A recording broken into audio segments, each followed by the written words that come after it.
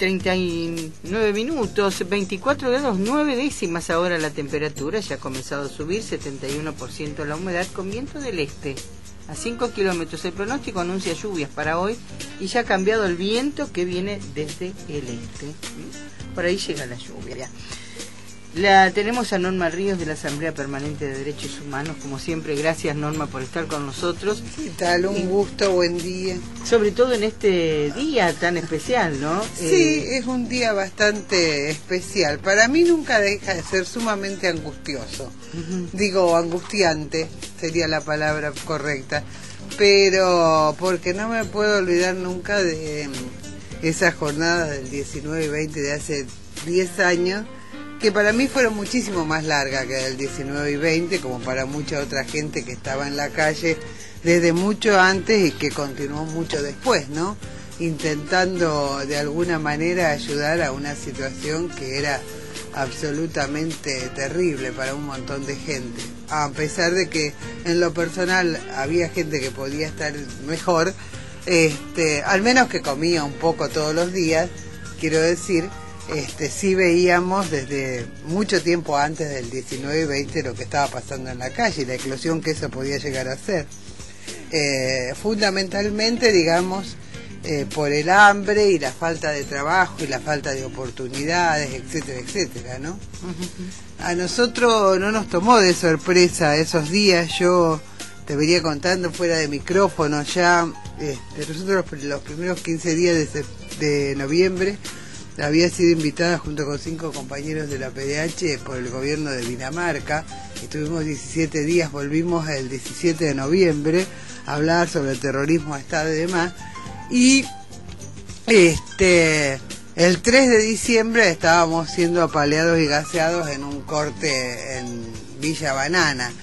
Y ya cuando vine del exterior, yo recuerdo que le decía a mis compañeros de trabajo, el que tenga dólares de los bancos, sáquelo, porque de afuera se sabía perfectamente que algo estaba pasando con respecto a los dólares y demás. Digo, esta teoría que siempre decimos que los que más tienen saben mucho antes lo que va a pasar, no es ninguna fantasía, ¿no? De hecho, el terrible recorte que se hizo y que generó los primeros cacerolazos y demás, fue de la mano de los ahorros de tanta gente, de los pequeños ahorristas. Pero siempre decimos que lo fundamental de ese momento que sacó la gente a la calle no fue el tema del dinero, porque eso era para un sector, más o menos pequeño, pero solo un sector, sino que cuando la gente sale masivamente a la calle es el 19 y 20 y fundamentalmente después de la declaración del estado de sitio y no sé si posterior o anterior, pero casi simultáneo, la golpiza que reciben las madres de Plaza de Mayo, que se televisa y que hace que infinidad de jóvenes, adultos y gente de todos los colores, ideologías, pensamientos y demás salgan indignadísimos a la calle. Porque para mí lo más importante del 19 y 20 a nivel general fue eso, que se rompió con ese terror internalizado que teníamos desde la dictadura militar, de que no se podía salir a protestar cuando había estado de sitio porque los militares o porque las balas. Digamos, esta cosa que se ve hoy constantemente de enfrentar a las balas con una bandera argentina, era una cosa que se veía constantemente, momento a momento, y que iba mucho más allá de una ideología o de una necesidad. Había un sentimiento de rebeldía generalizado, y creo que eso es lo más importante que hay que rescatar del 2001, que como siempre nos costó muchísimo, sangre otra vez en las calles, siempre sangre de los mejores compañeros, del caso de Pocho, Graciela y tantos otros, y y sangre de gente hasta desprevenida, te diría, de tan inocente, porque todos eran absolutamente inocentes de cualquier cosa que se les quiera atribuir, pero otros que eran hasta inocentes de ver la realidad, de salir en el medio de las balaceras para salvar un hijo o lo que sea sin medir las consecuencias, y que lo pagaron con su vida.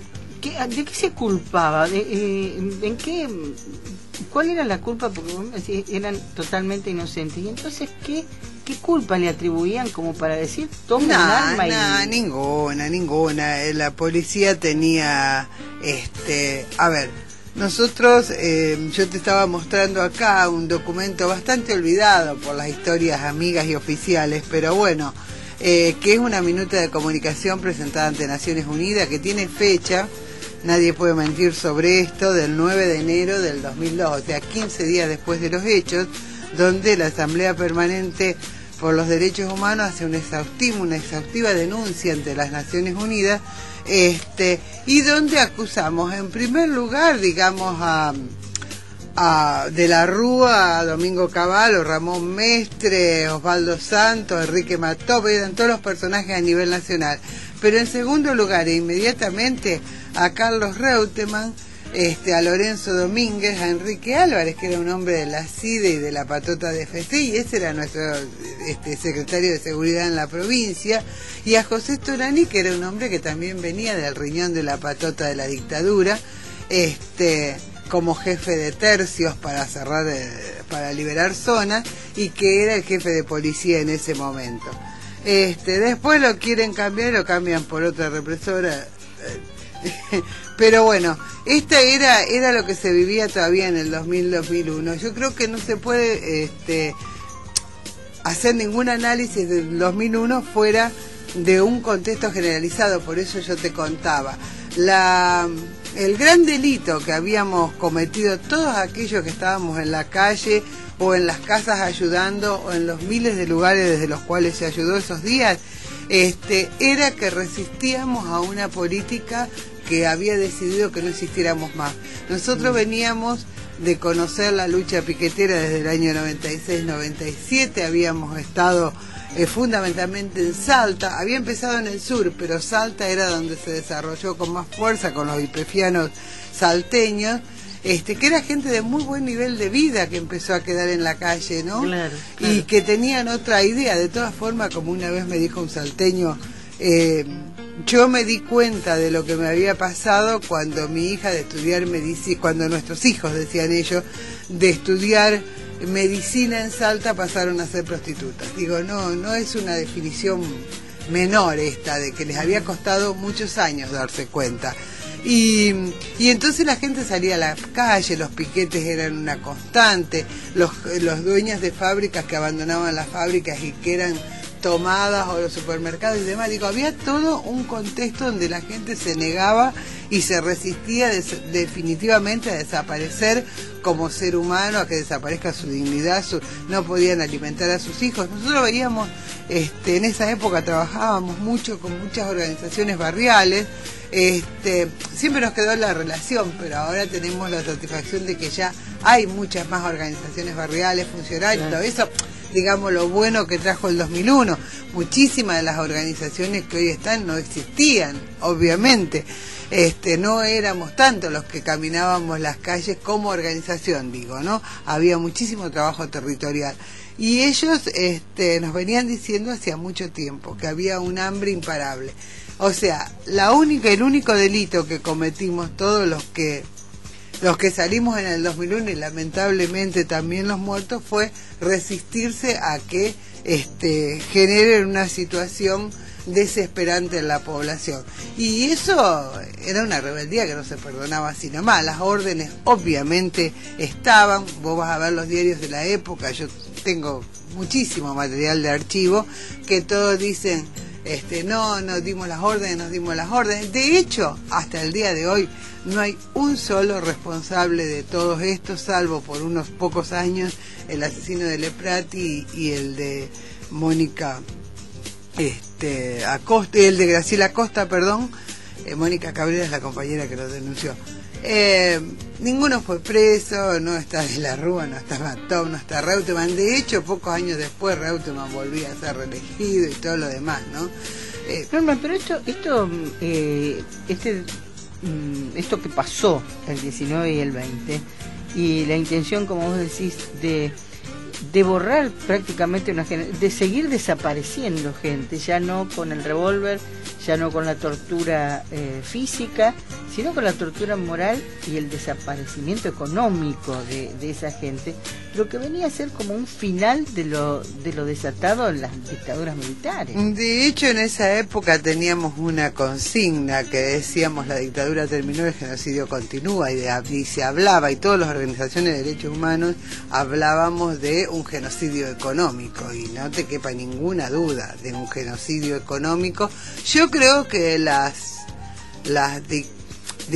dictadura no se cerró, y sus consecuencias fueron directas hasta el año 2003, 2002, 2003. De hecho, o te diría, hasta que comenzaron los juicios a los genocidas. De hecho, esa política de destrucción se dio de la mano de la obediencia debida y el punto final con Alfonsín, y el último, el indulto de Menem a todos los genocidas. El indulto es una forma de decir, bueno, te perdono todo, lo que hiciste está genial, pero además Menem, con la aplicación a fondo del programa neoliberal, que es justamente lo que están intentando hoy, que se está aplicando en Europa y que quieren volver a meternos a nosotros,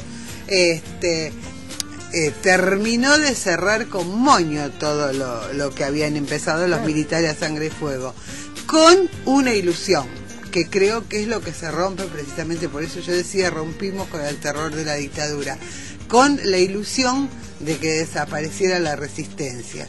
Y bueno, evidentemente los argentinos somos así de tosudos, así de rebeldes. El 2001, lo que sí nos dejó como pueblo demasiadas enseñanzas, porque 2 o 3 años después de gritar como locos, ¿no?, que se vayan todos, teníamos la mayoría de ellos en los mejores cargos de gobierno, en todo el poder y todo lo demás, como Bush y Reutemann. Me acuerdo de algunos, los más emblemáticos, que volvieron a ser gobernadores. Y yo recuerdo que en febrero del 2002, muy pocos meses después, 1 o 2, me piden una nota en un diario, y yo escribía de que no se irán si no los echamos, y dejamos grabadas a fuego sus maldades y fechorías para que la gente diga de verdad, nunca más con estos tipos. Y que 2 años después volví a escribir recordando esta frase y decía, bueno, hace 2 años escribí tal cosa y ya vemos. Es decir, salvo los que se fueron porque no lo soportaron, que se fueron a Europa a buscar un mejor modo de vida y demás, volvieron todos, digamos. Acá se fueron las jóvenes generaciones, porque yo en aquel momento, fíjate vos, hoy cuando están volviendo, yo me dolía por esas generaciones que estudian en nuestras universidades con la plata que pagamos los trabajadores, con los impuestos y todo lo demás, y que ni bien recibidos se van a Europa y que se habían ido, y eso eran cabezas que nos faltaban, científicos que nos faltaban y demás. Yo entiendo que no es fácil, pero digo, no deja de molestar o doler de alguna manera, ¿no? Para eso están las universidades estatales por las que peleamos tanto. Y bueno, hoy están volviendo. No sé cuánto nos cuesta que vuelvan, pero están volviendo. Y eso nosotros decíamos, los únicos que se van son las gentes interesantes, los que han estudiado, los que tienen algo para hacer y decir, y se quedan todos estos atorrantes. Y creo que la otra gran conclusión del 2001 es que es imposible generar cambios realmente en serio y profundos con la sola salida de la gente a las calles. Vos fíjate que la capitalización de toda esa rebeldía durante mucho tiempo estuvo en manos también de lo peor, porque terminamos después de 5 o 6 presidentes con un Duhalde que en teoría nos vino a salvar, digo, toda esta cosa que sobre todo los militantes que están en partidos políticos tendrán que pensarlo más cuidadosamente, quienes quieren que sean los dirigentes que estén a la cabeza en otra situación como esta, que espero que nunca jamás vuelva a pasar, ¿no? Eso está claro. Y además, también uno recuerda, porque hubo muchas organizaciones y demás que hoy gastan muchas líneas y papel de tinta para decir lo que hicieron, y que en aquel momento cerraron las puertas de sus organizaciones a cal y canto, y la gente chocaba contra ellas desesperada cuando iba a buscar ayuda. Nosotros habíamos tenido acá, nosotros estábamos acá en Córdoba a 951, segundo piso, y de hecho tuvimos ahí un búnker días y días, muchos de nosotros sin dormir. Fue una situación realmente muy dura, más que nada por lo que veía, lo que pasaba y todo lo demás, ¿no? Seguramente otros lo habrán pasado mucho peor, eran los que sufrían, además de todo eso, el hambre, los gases, las balas, etcétera, etcétera. Bueno, te agradecemos mucho, Norma, ¿eh? Nadie mejor que la presidenta de la Asamblea Permanente de Derechos Humanos para hablarnos del 19 y 20 de diciembre, que estuvo protagonizando, si se quiere, esos hechos, ¿no? Con Gracias, tanta Norma. otra gente, sí. Claro, sí, seguro. Siempre con la gente, si no, no tendría sentido. No, exista, totalmente. ¿no? Gracias, Norma. No, gracias a vos. Como siempre digo, Norma Reyes de la Asamblea Permanente de Derechos Humanos. Usted está escuchando Radio Gran Rosario, 88.9. La de mayor alcance, la más profesional, la de mayor audiencia. Radio Gran Rosario.